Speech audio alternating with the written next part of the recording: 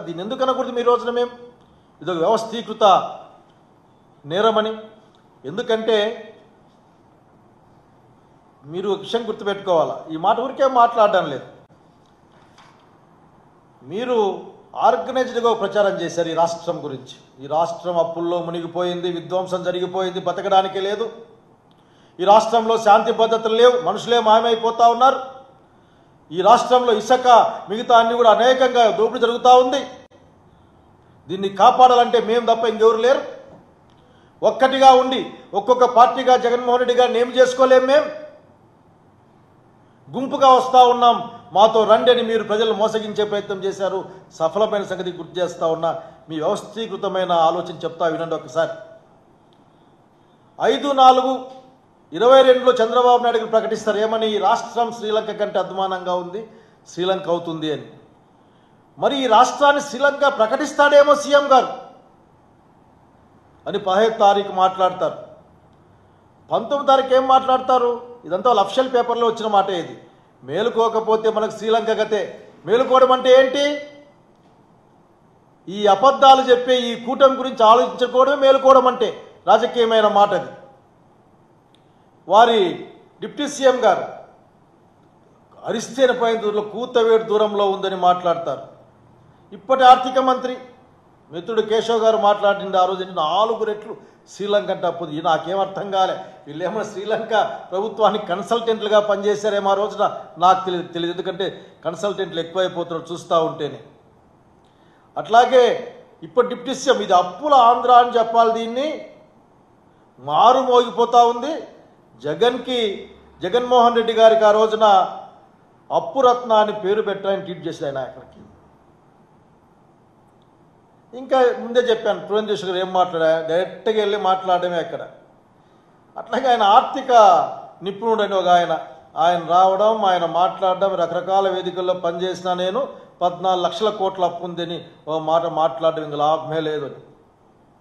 అయా చంద్రబాబు నాయుడు గారు, మిమ్మల్ని అడుగుతా ఉన్నాం, ఈ విధంగా ఒక ప్రణాళికాబద్ధంగా ఒక అబద్ధాన్ని పదే చెప్పి ఆనాటి జనరంజకమైన ప్రభుత్వాన్ని అబాసు పాలు చేసి, అప్రతిష్ట పాలు చేసి, వాళ్ళ మనసుల్లో ఒక అనుమాన బీజాన్ని లేవనెత్తి ఒక ప్రణాళికబద్ధంగా మీరు రాజకీయాల కోసం ఆ కార్యక్రమం చేశారా లేదా అడుగుతా ఉన్నాం. దీని వ్యవస్థీకృతమైన అంటే తప్పేమైనా ఉందా అని అడుగుతా ఉన్నాం. అయ్యా మీరు ఒక మాట మాట్లాడుకుంటా ఉన్నాం మీతో. ఆ రోజున ఈ లెక్క ప్రకారం చూసినప్పుడే దాదాపు 6,46,531 లక్షల రూపాయలు అప్పు ఉంది ఇక్కడ. 1,000 రూపాయలు అప్పు ఉంది ఇక్కడ కోట్లలో. జగన్మోహన్ రెడ్డి గారు అప్పులు తెచ్చి మీరు చెప్పిన మాట ప్రకారమే ఒక లెక్క ఉంది మా దగ్గర. తిక్కేం లేదు, లెక్కే ఉంది మా దగ్గర. ఈ రోజున డైరెక్ట్గా జనం దగ్గరికి పంపించినవి దాదాపు అన్ని బెనిఫిట్లు లెక్కేస్తే 8 కోట్ల పైచిలుకు 8 కోట్ల పైచిలుకు లబ్ధిదారులు. ఒకే లబ్ధిదారుకి అనేకం వచ్చి ఉండొచ్చు, ఆఖరికి ఒకరికి 1, 2, 3 వచ్చే అవకాశం ఉంటుంది. 2,73,756.17 లక్షల కోట్లు.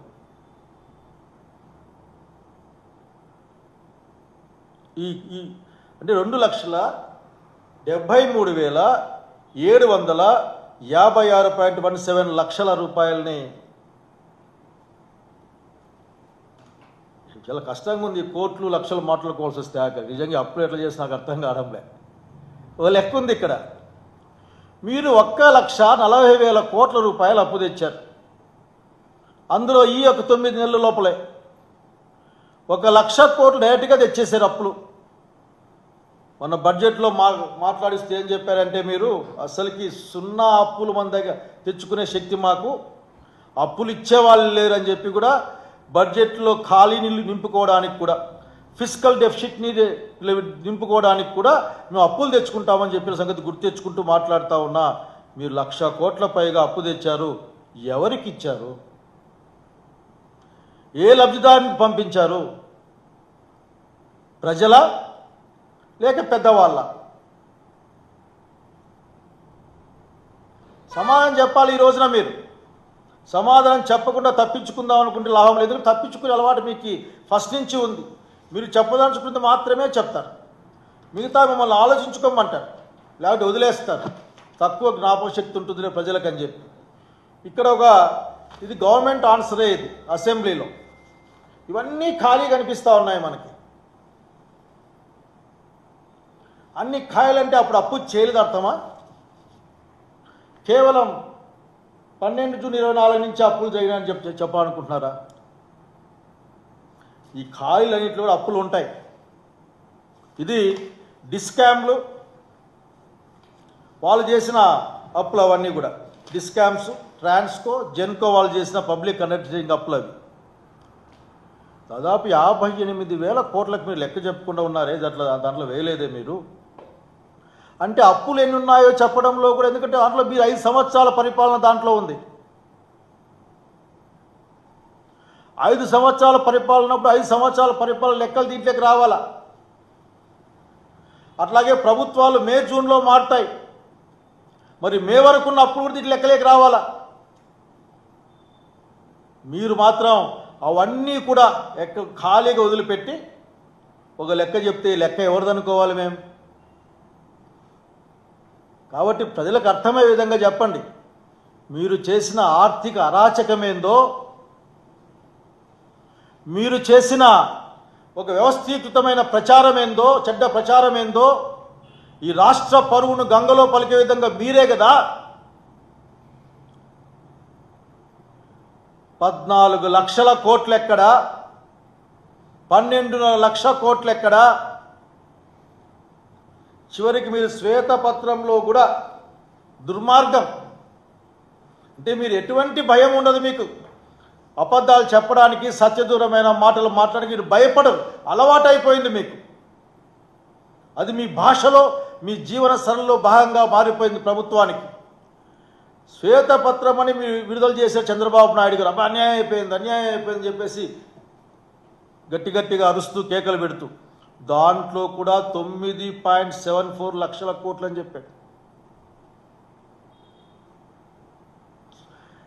కానీ ఈరోజు ఏమో 6 లక్షల కోట్ల చిల్లర ఉందని చెప్తా ఉన్నాడు. 6 లక్షల కోట్ల 46,000 అని చెప్తా ఉన్నాడు.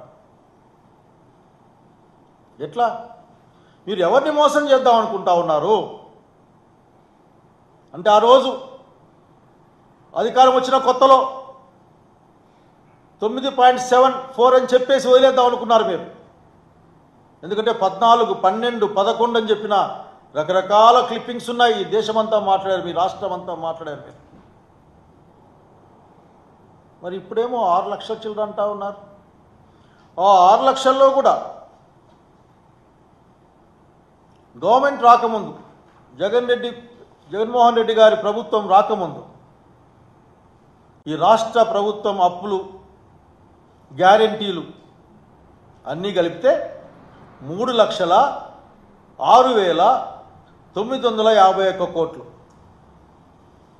లెక్కలు తీసేసుకోండి ఫైనాన్స్ మినిస్టర్ గారు, సీఎం గారు. 6,46,531లో 3,06,951 తీసేసుకోండి మీరు. తీసేస్తే మళ్ళొక 3 చిల్లర మిగులుతుంది. ఇది మీ లెక్కలే, మేమేసిని కావు. మీ ముద్రలతో, సంతకాలతో వచ్చిన పేపర్లో లెక్కలే మేము మాట్లాడుతూ ఉన్నాం. మరి ఏం చెప్పాలి మళ్ళీ మీరు?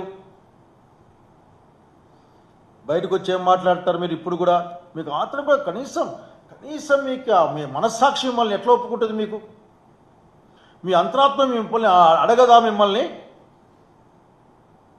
మీ అధికారం వచ్చిన తొలినాళ్ళ నుంచి కూడా మీ అంతరాత్మ అడిగి ఉండాలి మిమ్మల్ని. అది అడుగుతుందో లేదో, లేకపోతే అడగకుండా చేశారు నాకు తెలియదు. కానీ